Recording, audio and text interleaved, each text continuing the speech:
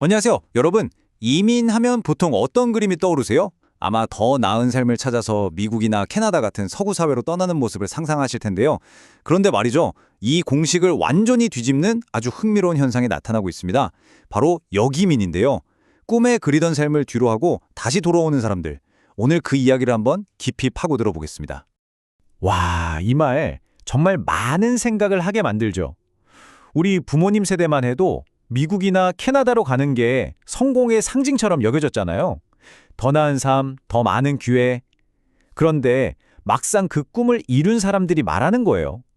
행복은 생각했던 곳에 없었다고요. 바로 이런 목소리들이 모여서 정말 놀라운 흐름을 만들어내고 있습니다. 성공적으로 정착했다고 생각했던 바로 그 사람들이 다시 한국으로 돌아오는 길을 선택하고 있는 거죠. 이건 그냥 한두 명의 이야기가 아니에요. 우리가 주목해야 할 하나의 거대한 사회적 변화라고 할 수 있습니다. 에이, 설마 그렇게 많겠어 하실 수도 있는데 숫자를 보면 정말 놀랍습니다. 자, 보세요. 2010년에 한국에 살던 미주 한인이 한 3만 5천 명 정도였거든요.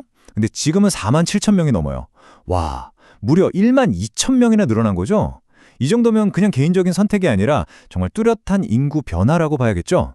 아니, 도대체 왜 돌아오는 걸까요? 우리가 상상하는 캐나다, 미국에서의 삶은 정말 여유롭고 좋아 보이는데 말이죠.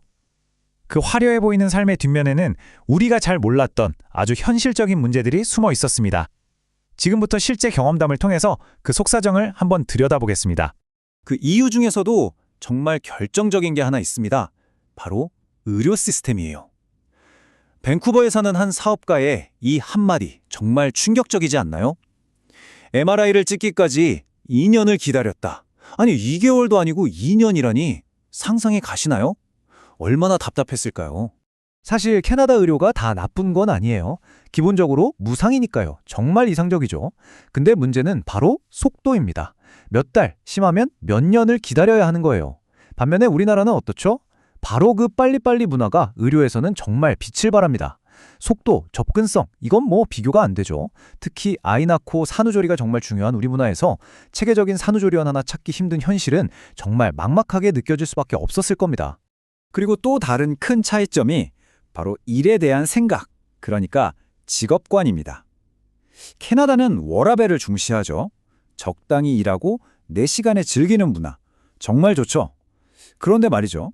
이게 어떤 사람들한테는 좀 답답하게 느껴질 수 있다는 거예요. 나는 좀 더 치열하게 경쟁하고 내 능력을 막 시험해 보면서 빠르게 성공하고 싶은데 그런 환경이 아닌 거죠.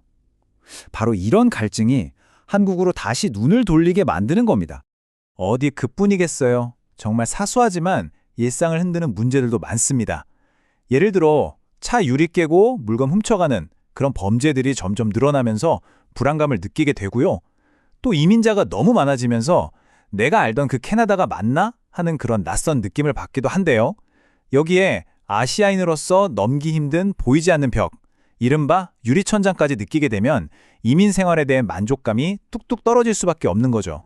자, 지금까지는 해외 생활의 어려움, 그러니까 밀어내는 푸시 요인들을 봤는데요. 근데 이게 다가 아닙니다. 동시에 한국이 아주 강력한 힘으로 이들을 다시 끌어당기는 풀 요인들이 있었어요.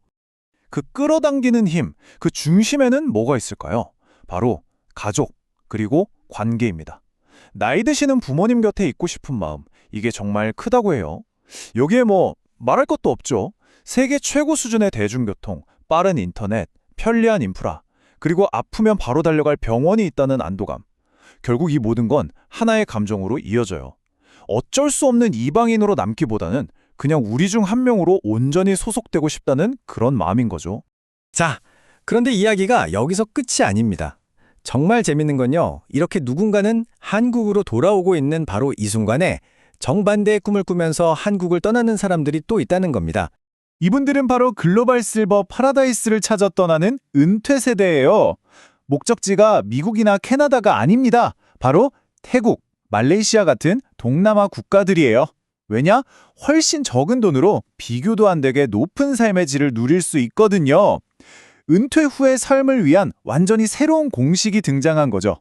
이걸 보시면 바로 이해가 되실 겁니다. 한국에서 월 150만 원 연금, 사실 이걸로는 생활이 좀 빠듯하죠? 그런데 이 똑같은 돈이 태국으로 가면요. 그야말로 황제처럼 살 수 있는 돈이 됩니다. 정말 마법 같지 않나요? 바로 이 돈의 가치, 이 압도적인 차이가 또 다른 탈출, 즉 엑소더스를 만들어내는 가장 큰 힘입니다. 한번 상상해 보세요.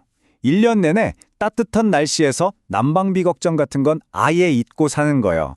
서울에서 원룸어들 돈으로 수영장 딸린 넓은 콘도를 빌리고 심지어 개인 간병인이나 가사 도우미까지 둘 수 있다면요. 바로 이런 꿈 같은 삶이 가능하기 때문에 태국이나 말레이시아가 한국 은퇴자들에게 새로운 천국, 파라다이스로 떠오르고 있는 겁니다. 자, 그럼 이제 핵심이 보이죠? 결국 중요한 건 이겁니다. 이 세상에 모두에게 완벽한 파라다이스란 없다는 사실이에요. 어디를 가든 얻는 게 있으면 잃는 게 있는 법이죠.